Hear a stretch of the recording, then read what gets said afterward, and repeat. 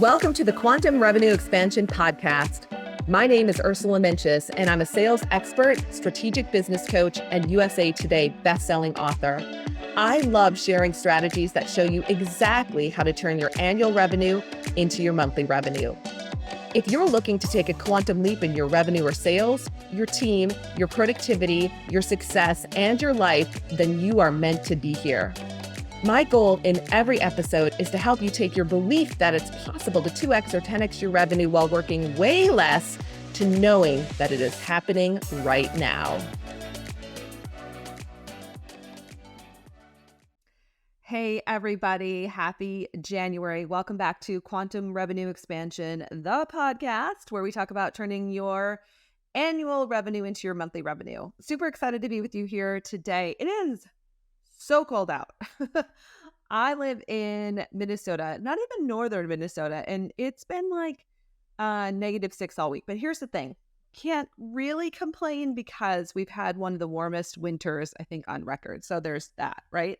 So gotta let that ship sail. But it's cold. So I'm excited to snuggle in with you today with a little cup of coffee, my little China cup.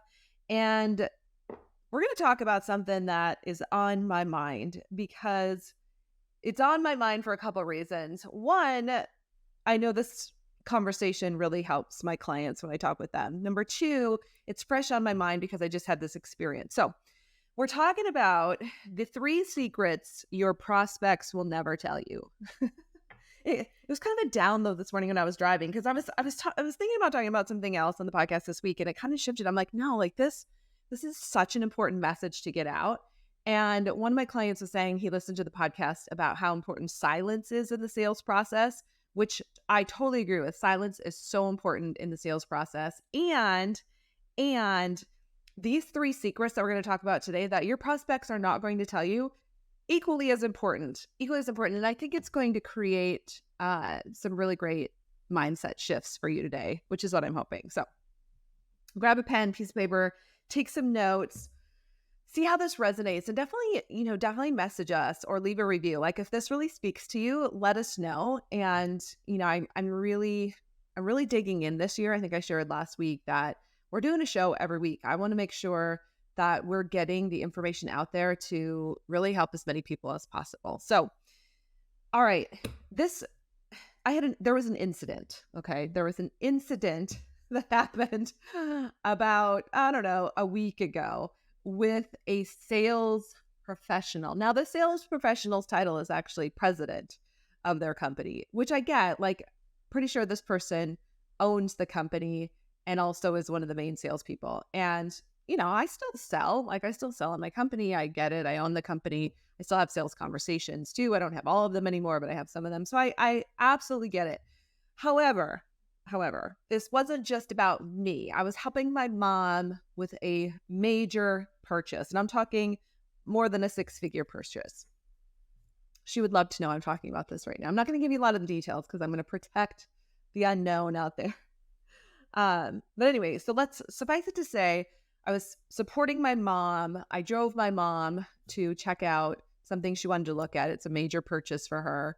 And, you can probably guess some of the things that it could be, and we had a great conversation with the sales, we'll call them a sales professional, because I think that's what we are, right? We're sales professionals, whether we're leading our companies or, we're selling full time, we are sales professionals. So I'm going to tell this story so many times. And what's so funny? You hear that thing, the old saying that when you're upset about something, you tell everybody, right? You tell everybody you know. And when you're really happy, you're like, oh, I'm happy about it. You kind of keep it to yourself, right? Which is unfortunate because really it should be the other way around. But anyway, so here we are. We have this great conversation with this sales professional, and we've asked all the questions, right? We're really clear on, like, my mom's really clear on what she wants, and it sounds great. And this person's going to put a proposal together.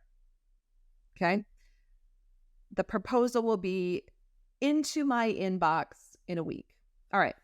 So we, had discussed kind of like originally we had a certain price point, and then, the price point kind of expanded a little bit. And my mom wasn't really comfortable with that. And I know because of the conversation that I had that a lesser price point is possible. So I followed up with a text to this person. I have their phone number, I have their phone, can text message. We've been texting, right? And I just said, hey, listen, I know you were saying this one number, but my mom is really interested in like slightly under that. It was like a $10,000 difference. Not a lot when you're talking about the size of purchase. And, I texted that to the person. The person's like, okay, I got it. But like, I can't, like, at first misunderstood what I said and was like, well, thought I meant all in at a certain number. And I was like, no, we just want to start at the lower number, the smaller one, and then we can expand from there. I thought it was very clear because this is what we talked about when we originally had the conversation. And I know that this person understood what I was saying. And so crickets, nothing, zero follow-up, no follow-up at all. In fact, I have texted, I have called, I have texted, I have voice messaged, I have done all the things, and no response, zero.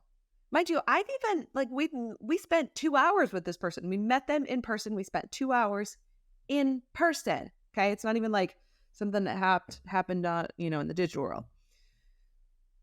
So I'm taking lots of deep breaths because I get why people hate salespeople. I totally get it. I'm leading a training session right now with a company that I've worked with in the past. They come back almost every year, and we do updated training with their sales team and their management team, and it's always really exciting. And we talk a lot about this. We talk a lot about following up, and we talk a lot about how much people hate salespeople. We talk about, really eliminating the belief that salespeople are bad, horrible ogres, right? Like that's the belief that floats out in the collective conscience. And I know why. I mean, I'm very clear on why, and I've had this experience. So to date, I have followed up many times. I know the person, we live in a time of technology, so you can absolutely see when someone looks at your message, right? So I'm like, oh, they didn't have that off, like turned off. So seeing my messages, no response. Now, here's what's really terrible about this. It's that my mom is an excellent client for them, qualified in all the ways. I personally did all the heavy lifting. Like I set this up. This would have been like a, you can't see me if you're listening on the treadmill, right? This would have been like an easy hit, right? Just a home run. That's why we have a lot of baseball planning happening in our house right now as spring gets closer because Luca's going to play and Tim is involved in many different ways in the baseball world. So anyway, this would have been a home run for the salesperson who's also, I think, the president, the owner of the company. Like this was like money in the bank. It was a done deal. So done. No follow-up. None. And like I'm making it easy for him. So anyway, this is what sparked this because it made me really mad. It made me mad. When I get fired up, it's like I got to talk about it. And, my husband being the kind, typically, I wouldn't say more understanding. Like I feel like he has less patience than I do most of the time. But he's like, he could be on vacation. There could be this, there could be that. And I was like, I don't think so. Because like hopefully nothing happened to this person. But like, he's just not responding, right? This is why I want to talk to you about the 3 secrets that your prospects will never tell you. Because I'm not going to call this guy and break it down for him on how many sales he's probably blowing on the regular. And maybe he doesn't need the money. Maybe he doesn't need the clients. Maybe he doesn't want to scale his company any more than he already has. I mean, maybe because I had that one objection, like that totally threw him because we wanted to spend $10,000 less and the bigger scheme of things didn't really matter. I don't know. But I'll just say this, like, I don't understand. Like, listen, all right, if you think we're not a good fit for you or whatever, like if that's what your thought is, just tell me. Just tell me or refer me to somebody else, point me in another direction. I will be on my way. Or maybe there's another product that you should talk about with us. Or maybe there's just a different, like a little bit of a tweak or something here. I'm not even sure. Just tell me, okay? But I'm not going to tell you, I'm the prospect in this situation. I'm not going to break this all down for him, right? I'm just going to be mad and not do business with him because that's how the world works, right? Unless he called me up and he was like, listen, I'm really sorry. Here's what happened. Totally still want to help you guys. Okay. Unforgiving. I would be like, I get it. Like life happens. But if you don't respond at all, like I don't, like, what? Really? Like I could go leave a terrible review. Like why would you even leave yourself open to that? I'm not going to. I don't believe in that. Like let that ship sail, but I could, right? See how fired up I am? This is how fired up your prospects are when you don't follow up with them, okay? Or when you don't answer all their questions. And it's not about reading their mind, but it's about understanding. Like if you don't seek first to understand where they're coming from, there's room for miscommunication or a lot of miscommunication, right? And then millions of dollars of sales, trillions. What am I talking about? Trillions of dollars of sales are lost because of this breakdown in communication and the fear of the follow-up. Now, in this case, I don't think this person is afraid to follow up. He's on a different journey. So in that case, this doesn't apply, right? But for a lot of us, and I was one of those people in the beginning when I started my sales career, like I was afraid to follow up because I didn't want to get a no. I didn't want to be rejected, right? None of us want that. So, however, until you get a clear yes, they're in, right? They want to buy. We're going to sign them up or they're going to purchase or pay or whatever it is. A clear no, which is like not in this lifetime, not a fit, totally okay with that. Or a next step on the calendar, which is the step that most people miss. And I talk a lot about this. You've heard me say it before. Like we miss like getting that next step. Like this person, the salesperson I'm referring to, didn't get a next step on the calendar. We really needed one. That probably would have lessened all this confusion. He would have had a sale, right? So until you get a yes and no or a next step on the calendar, we haven't served them and we got to get ourselves out of the way. But that's not even really what I'm talking about. I just wanted to make sure you have that framework so you understand kind of where I'm coming from. But the 3 secrets that your prospect will never tell you are the ones I want you to get today, because they won't tell you. They'll just leave. And I want to make sure that you have the opportunity to serve them at the highest level. So the first one, and it totally ties to the example I'm sharing. Your prospect, if they've arrived in your world, okay, they're talking to you about buying from you. They want to be sold. You might want to write that down. Your prospect wants to be sold. They want you to sell the thing to them, okay? They want to be sold. They didn't just show up for no reason, right? They're showing up in your world because they want to buy from you. They want to be sold. They're hoping that you have the answer. They're hoping you can solve their problem or meet their need, right? They want to be sold.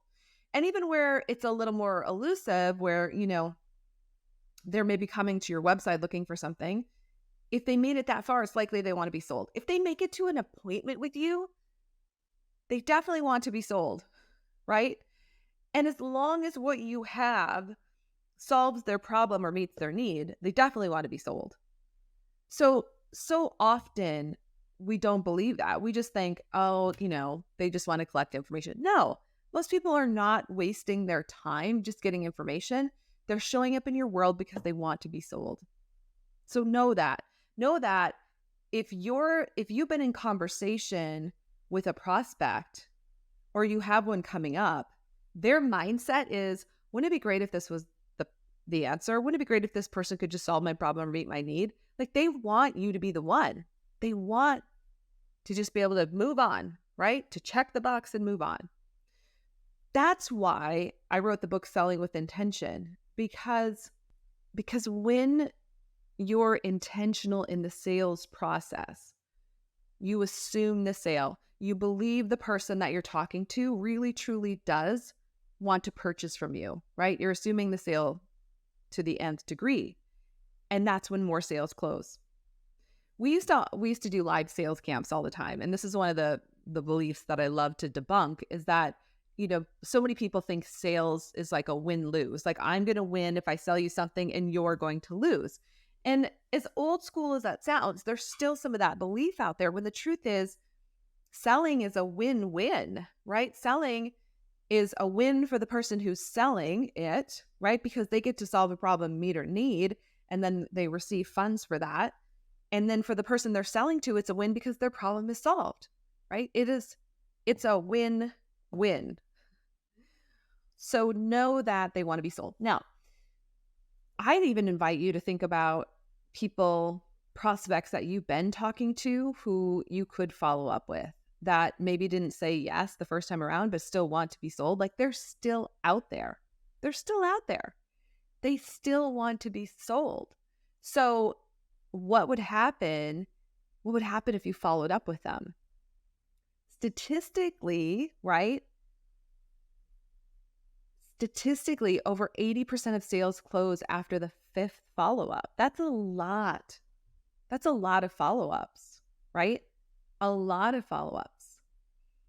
So a great exercise would be to take out your list. Hopefully you have a work in progress report, or you have like a CRM, customer relationship management system, where you keep track of all your prospects. And my invitation to you would be to go through that list, see who's on there, see who you could follow up with, and then follow up with the belief and intention that they really still do want to do business with you, that they really still want you to solve their problem or meet their need. When you come from that place, you'll be surprised to see how they show up, right? And how they really might want to work with you. All right. Number two, the second secret that your prospects will never tell you is that they actually want you to follow up. In fact, some of them are really judging you right now because you haven't followed up. And there's this belief, right, that if we follow up, we're going to be perceived as being pushy. There's this belief that our prospect is going to get the one email, or they're going to get, the one phone call from you, or they're going to have the one meeting, and then they're just going to call you and be like, hey, Shelly, here's my credit card, ready to go. Let's go. No, most of them are waiting for you to follow up because they want to know you actually care. They want to know that you actually want their business. Especially, for higher priced items, of course you have to follow up. Of course they're going to wait for you to do that, right? So that's where I'm really going to stretch you, is with this belief that people they're not waiting for you to follow up. Of course they are. Of course they are.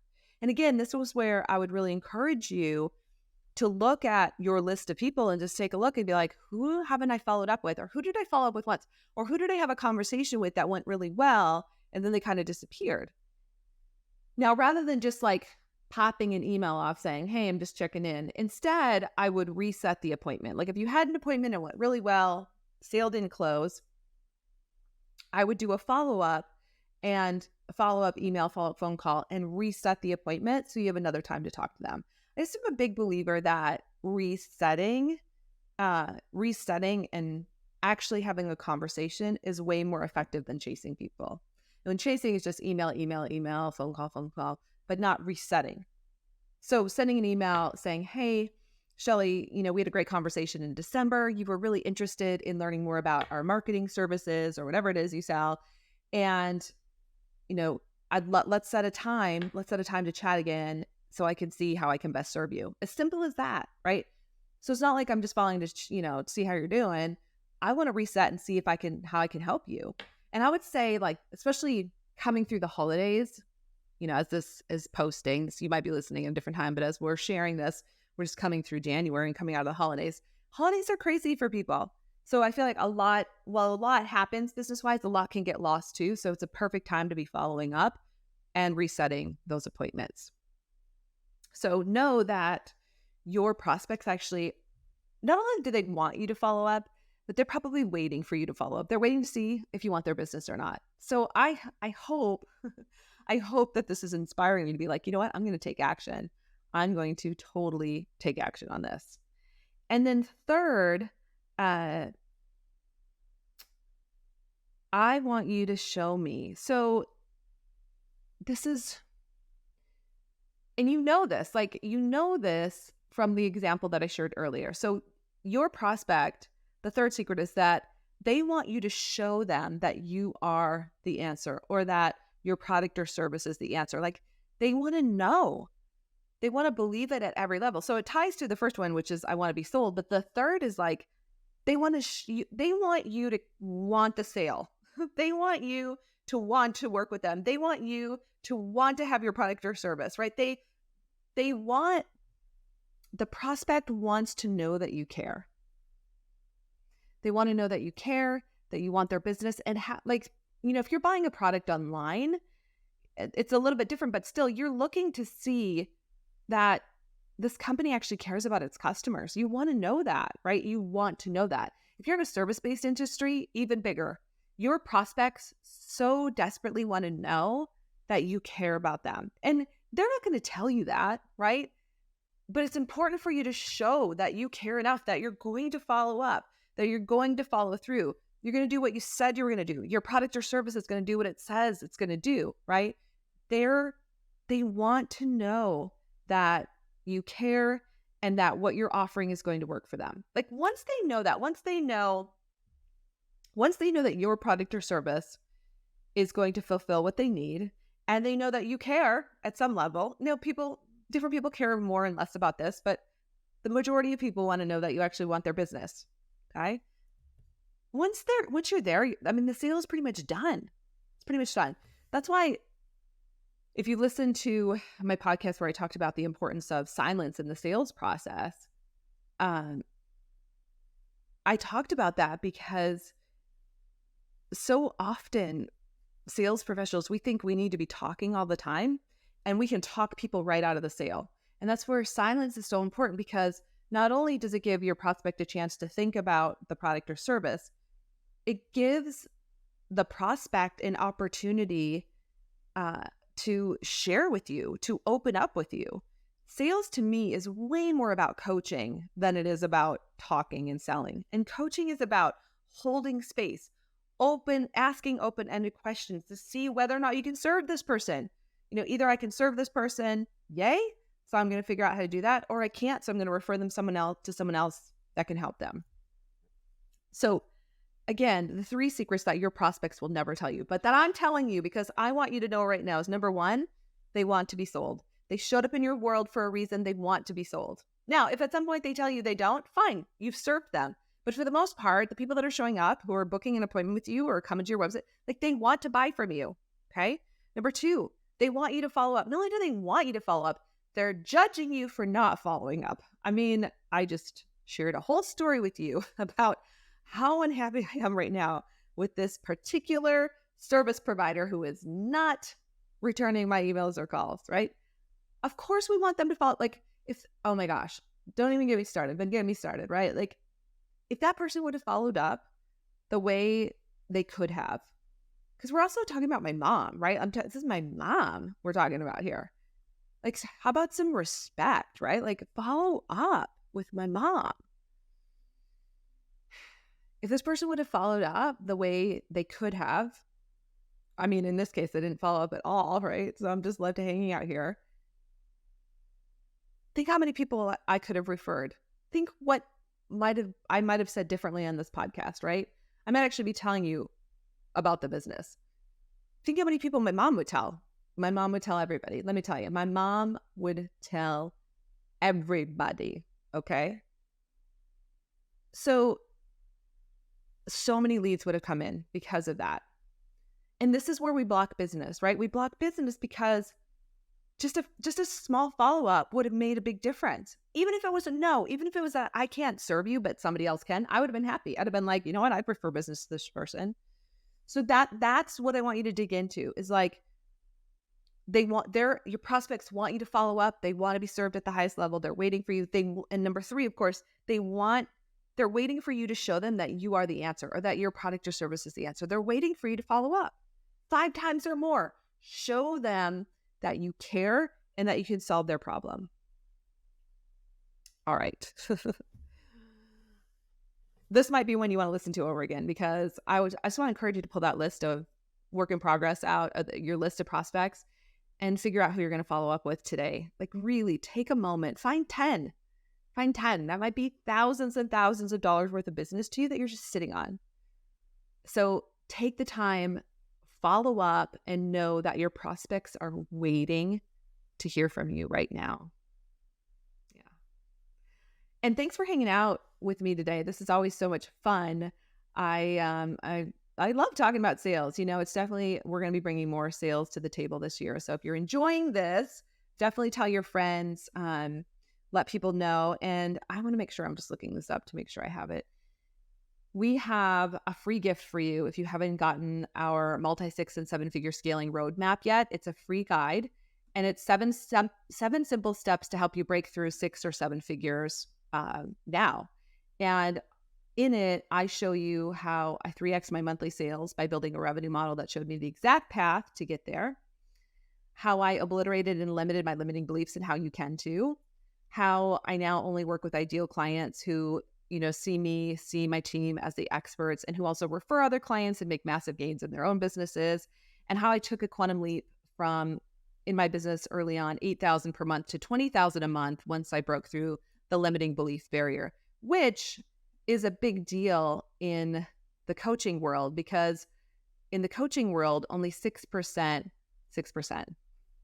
hope it's not 6%, but it's close to that. Only 10% of coaches make it through the 6-figure mark, only 10%. So it's a small percentage. And so if you're a coach or a consultant and you're struggling out there, definitely download that guide, because it can help you today. And also, for some of you who are at 6 figures and looking to go, to that next level as well, and you thought about hanging out with us at the 2X Intensive, the application link is below. We are open for registration, and we have a limited amount of spots every single month. So if you're interested, just fill out the application. It'll come to us. We'll set up, someone on my team will follow up with you to set up a time to chat to see if it's a good fit and if we can support you. And because you're a podcast listener, we put a special package together for the 2X Intensive. So we'd love to chat with you about that. All right, everybody, that's it for this week. Go out there and follow up and make this your most epic month yet. Bye, guys. Thank you so much for tuning into today's episode. If you loved what you heard, be sure to leave a review on iTunes so I know what you like and can create content that guides you to up-level your business even more. If you want more strategic business tips, follow me on social media. You'll find me on Instagram, Facebook, TikTok, YouTube, and LinkedIn, and you can visit my website at www.ursulainc.co. I love being on this journey with you and can't wait to connect with you on the next episode. In the meantime, make this your most epic month yet.